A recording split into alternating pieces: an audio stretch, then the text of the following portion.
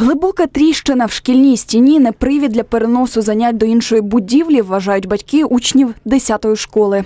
Аби довести свою правоту, вони прийшли під стіни муніципалітету з плакатами. Серед мітингуючих і дві мешканки обваленого гуртожитку з Попудренка, 16. Незважаючи на трагедію, яку вони пережили, мати учениць наполягають, аби їх діти навчались у аварійному закладі. Школа в шикарному стані проти того, яке наше общежиття. Наше общежиття розвалилося, воно перекосилося, воно стало вже з нахилом на дорогу. Її треба поремонтувати, там треба прийняти міри з урахуванням нинішніх технологій строїтельних, що угодно можна зробити. Школа і ще в нас крепенька. Не переконав наполегливих батьків і другий висновок, котрий вони ж самі вимагали зробити від незалежної організації. Документ надійшов 22 січня. Аналіз всіх дефектів і пошкоджень показав, що вони виникли внаслідок нерівномірної посадки фундаментів, основ під ними та появи додаткових деформаційних та окремих несучих конструкцій прибудови, порушень умов експлуатації будівельних конструкцій,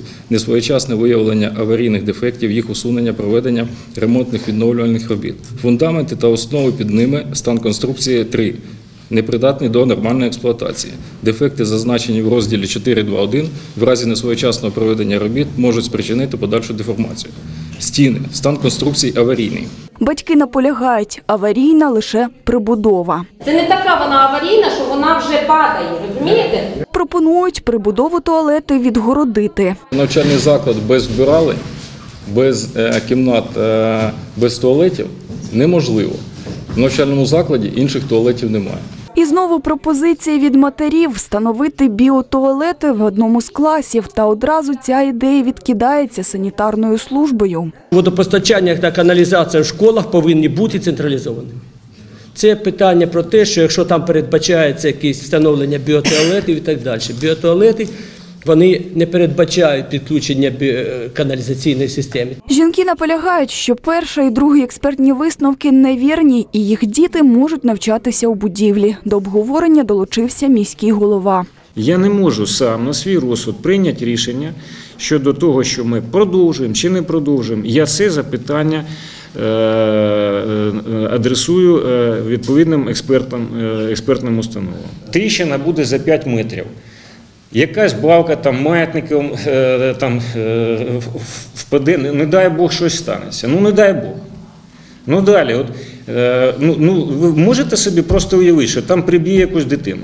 Аби навчальний процес не зупинявся, для школярів готують класи в 6-й школі. Цей тиждень наповну йде ремонт. Школу ніхто не закриває. Припиняється, приймається рішення про тимчасове заборону використання даного приміщення. А навчальний заклад переноситься в інше приміщення. Навчальний заклад залишається. І наказом по закладу даний наказ буде проведено. У нас є 11 класи, це в першу чергу. От 11 класи, значить, я би просив, якимось чином все-таки, щоб ми не зірвали ЗНО. Що саме робити зі школою, має вирішити комісія і експерти, адже її ремонт – це довготривалий процес. Мы изучим эти возможности и будем советоваться с вами, имея технические все висновки, що далі нам робити. Тож члени засідання одноголосно підтримали тимчасове переведення 10-ї школи до іншого приміщення.